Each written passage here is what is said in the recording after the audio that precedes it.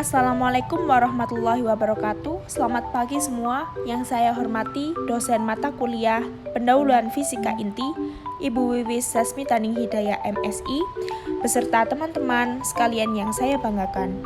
Alhamdulillahirrabbilalamin, pada kesempatan kali ini kita dapat melanjutkan perkuliahan dengan baik dan lancar. Perkenalkan, saya Yorgita sebagai perwakilan kelompok 7 akan membuka presentasi dan diskusi pada kali ini. Di video praktikum pembelajaran kali ini kita akan membahas tentang inti gabung dan pembentukan radioisotop dalam reaksi inti, serta kinematika, energi rendah, dan fisi. Sebelumnya, perkenalkan dulu kami dari kelompok 7 yang beranggotakan Lailatul Fatimah dengan NIM 1964008, Anifatur Roshidah 1964027, Novita Sari 1964018, Rehan Teradiva 1964042, dan Yorgita Nauli 1964067. Untuk mempersingkat waktu, mari langsung saja kita simak materi yang akan disampaikan. Baik, yang pertama kita akan membahas tentang inti gabungan. Inti gabungan sendiri merupakan neutron yang tidak bermuatan dan memiliki momen magnetik yang sangat kecil, sehingga dalam perjalanannya neutron tidak berinteraksi dengan elektron atomik, tetapi hanya berinteraksi dengan intinya. Neutron dapat berinteraksi dengan inti secara elastis atau energi kinetiknya kekal, atau juga secara tidak elastis. Jika tumpukannya tidak elastis, inti ditinggalkan dalam keadaan tereksitasi. Kemudian energi eksitasinya dikeluarkan dalam peluruhan gamma. Tidak setiap gabungan neutron dan proton menjadi sebuah inti yang mantap. Pada umumnya, inti ringan di mana A kurang dari 20 yang mengandung jumlah neutron dan proton yang hampir sama. Sedangkan pada inti berat proposal neutron bertambah besar karena partikel alfa terdiri dari 2 proton dan 2 neutron. Peluruhan alfa mereduksi Z dan N inti induk masing-masing dengan 2. Dalam peluruhan beta negatif, neutron bertransformasi menjadi proton dan elektron. Salah satu contoh reaksi inti dengan inti gabungan adalah reaksi fusi. Misalnya yang ada pada gambar yang ada pada slide di sini, di mana 2 hidrogen plus 3 hidrogen menjadi hidrogen elektron plus neutron.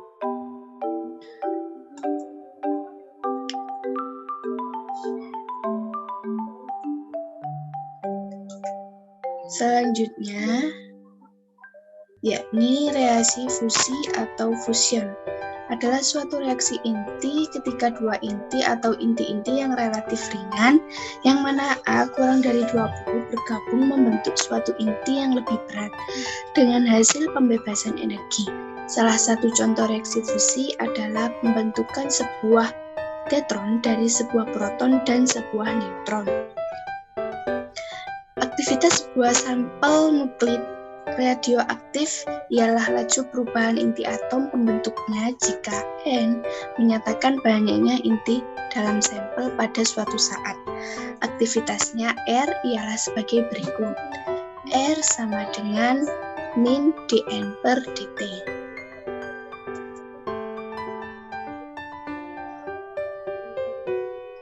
Selanjutnya, tanda minus dipakai supaya R menjadi kuantitas positif karena dN per dt secara intrinsik berharga negatif.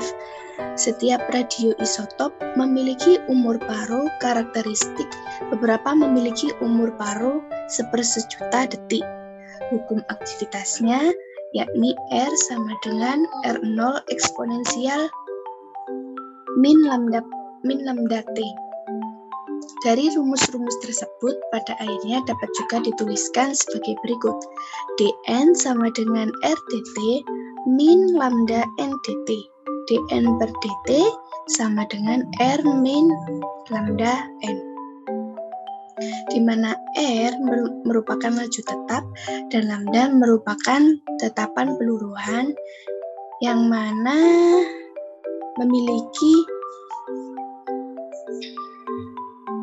koefisien seperti berikut itu, sehingga aktivitasnya di mana E sebagai T sama dengan lambda N sama dengan R 1 min eksponensial min lambda kali T. Baik, sekarang kita akan membahas tentang kinematika energi rendah. Dalam reaksi inti, energi seringkali dilepaskan atau diserap. Suatu reaksi akan melepas energi jika energi kinetik partikel-partikel setelah reaksi lebih besar daripada energi kinetik sebelum reaksi. Penambahan energi ini datang dari pengubahan energi diam menjadi energi kinetik. Jumlah energi yang dilepas diukur oleh nilai E reaksi inti, yang didefinisikan sebagai selisih antara energi kinetik akhir dan energi kinetik awal. Dalam sistem laboratorium, energi kinetik total timbul dari partikel datang saja. Menurut matematis, bisa dituliskan dengan rumus K-lab sama dengan setengah MAV², di mana K-lab adalah energi kinetik dalam sistem lempengan, sedangkan M adalah massa dan V adalah kecepatan. Dalam sistem pusat massa, kedua partikel bergerak dan memberikan kontribusi pada energi kinetik total.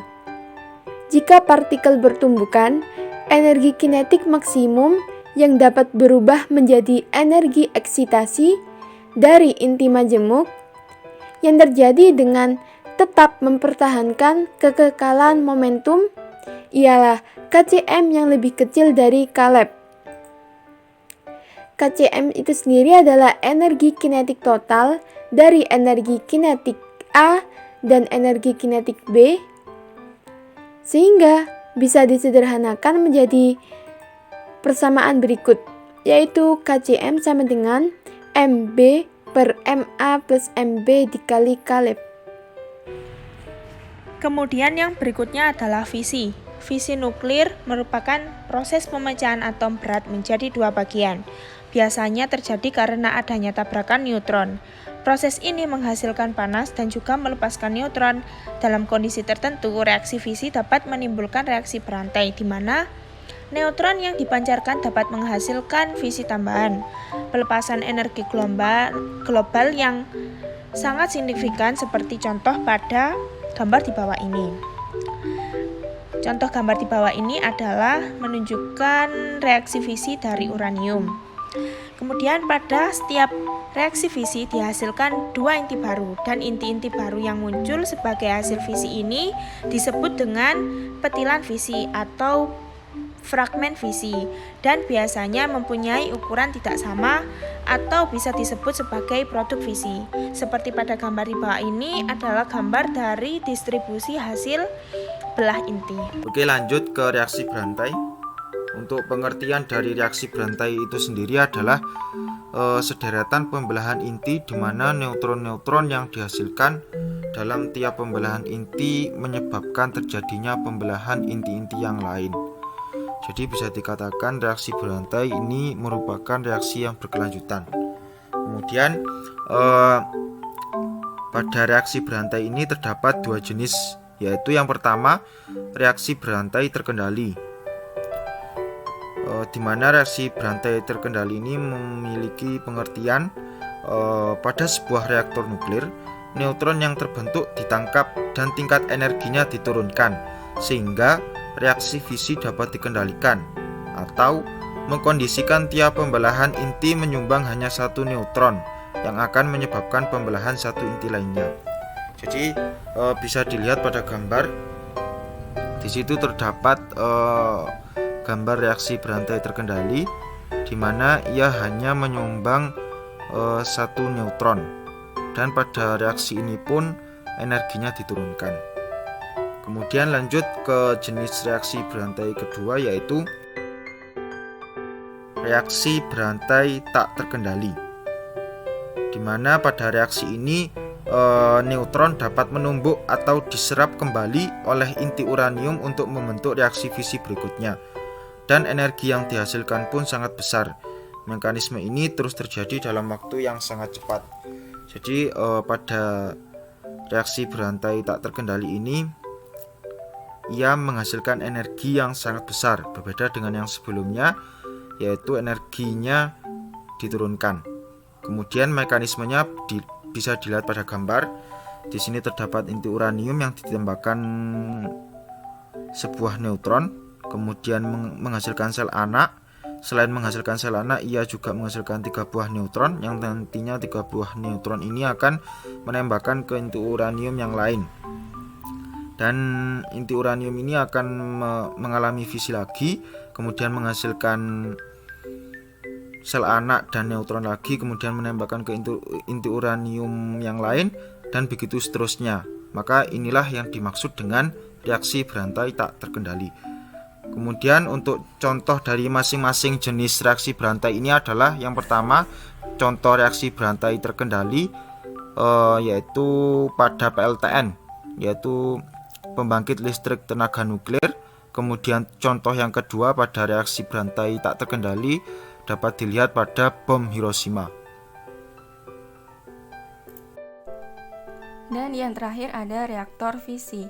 Reaktor nuklir ialah alat tempat terjadinya reaksi berantai yang menyangkut fisi nuklir yang terkendali. Terdapat kuantitas penting K yang disebut sebagai faktor reproduksi atau faktor multiplikasi yang didefinisikan sebagai K sama dengan populasi neutron pada satu generasi dibagi dengan populasi neutron pada generasi sebelumnya. Berdasarkan nilai faktor multiplikasi, ada 3 jenis keadaan teras reaktor, yaitu yang A, K lebih besar dari 1, yang mana keadaan ini disebut sebagai keadaan superkritis. Lalu yang B ada K sama dengan 1, keadaan ini disebut dengan keadaan kritis. Lalu yang C ada K kurang dari 1, yang disebut sebagai keadaan subkritis. Salah satu reaktor fisi yang banyak dipakai di dunia adalah jenis PWR atau Pressurized Water Reactor. Dan di sini disajikan diagram dari Pressurized Water Reactor. Sekian dari kelompok kami. Jika ada kekurangan, mohon dimaafkan. Terima kasih. Wassalamualaikum warahmatullahi wabarakatuh.